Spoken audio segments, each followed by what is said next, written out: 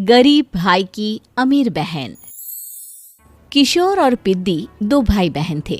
पिद्दी बहुत खर्चीले स्वभाव की थी।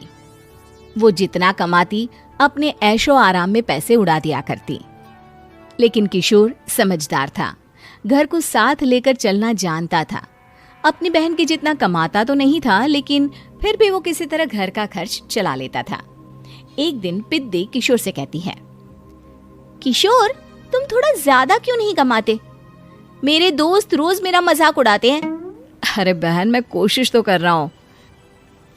अच्छा सुनो, अगले महीने रक्षाबंधन है, मुझे सोने का हार चाहिए, इससे कम कुछ भी ना लूंगी।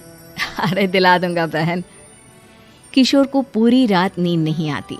उसके दिमाग में बस ये चल रहा था कि उसकी माली हालत इतनी बिगड़ चुकी है, अब वो सोने का हार कहाँ से लाएगा।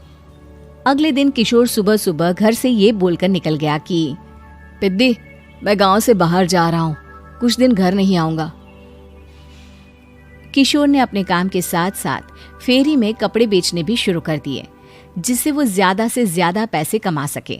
रात में वो एक बिल्डिंग की चौकीदारी भी करने लगा। अपने काम से थोड़ा बहुत समय निकालकर बस कुछ घंटे की नींद ले पाता था। और कब वो कुछ दिन एक महीने में बदल गए और रक्षाबंधन भी आ गया, पता ही नहीं चला।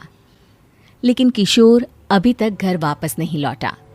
जहां वो काम करता था, पिद्दी के नाम का गुल्लक रखा हुआ था। किशोर ने उस गुल्लक को फोड़ा और सारे पैसे इकट्ठा करके एक सोने का हार खरीद लिया। घर में पिद्दी किशोर का इंतजार कर रही थी।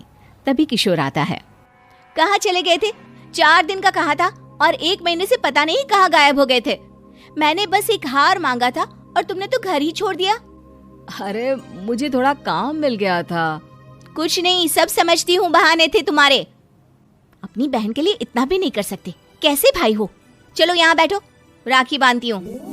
पिद्दी ने किशोर को राखी बांधी। वैसे ही किशोर ने अपनी बहन के हाथ में सोने का हार रख दिया। उसकी खुशी का कोई ठिकाना नहीं था। वो मिठाई खिलाए बिना ही नेकलेस लेकर चली गई और शीशे के सामने अपने गले में हार रखकर देखने लगी।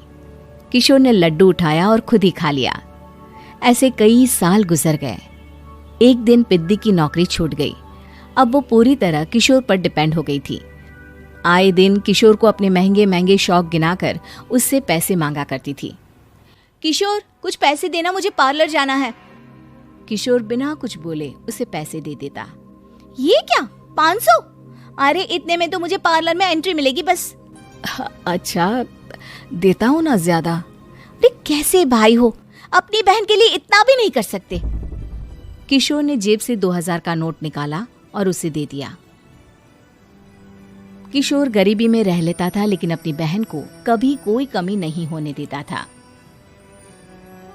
बेटा, पिद्दी तुम्हारी बहन है, उसे कभी किसी चीज की कमी मत होने देना और उसका ध्यान रखना, क्योंकि भाई का फर्ज होता है अपनी बहन का ध्यान रखना।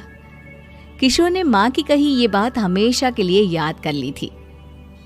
शायद माँ की इसी बात की वजह से किशोर पिद्दी की हर जिद पूरी करता चला आ रहा था। किशोर, आज मैं अपने दोस्तों के साथ पार्टी करने जा रही हूँ, मुझे कुछ पैसे दो ना।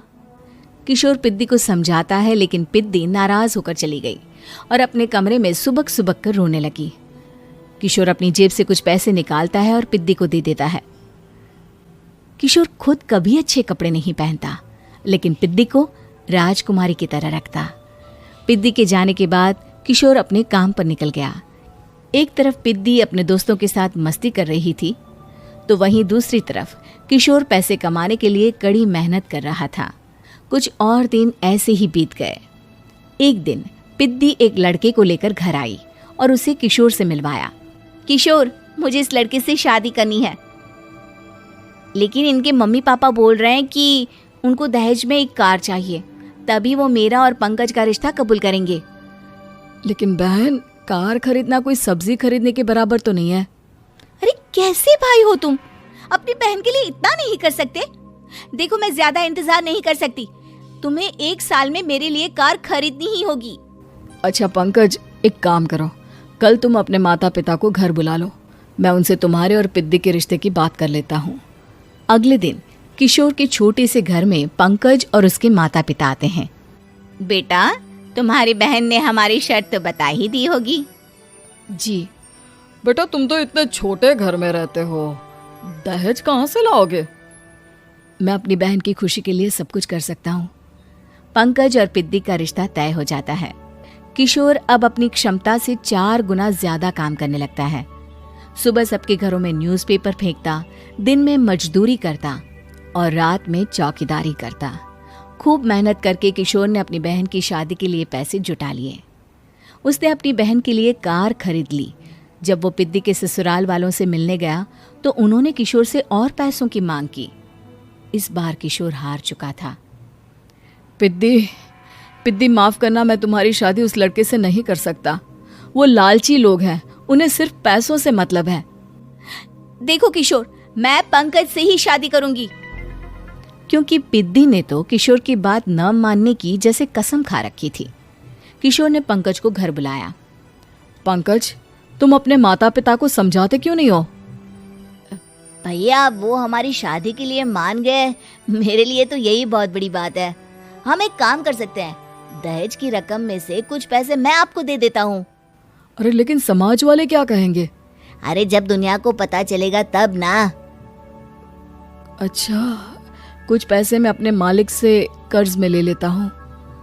कुछ पैसे पंकज देता है, कुछ वो कर्जा लेता है और अपनी उम्र भर की कमाई वो अपनी बहन की शादी में लगा देता है।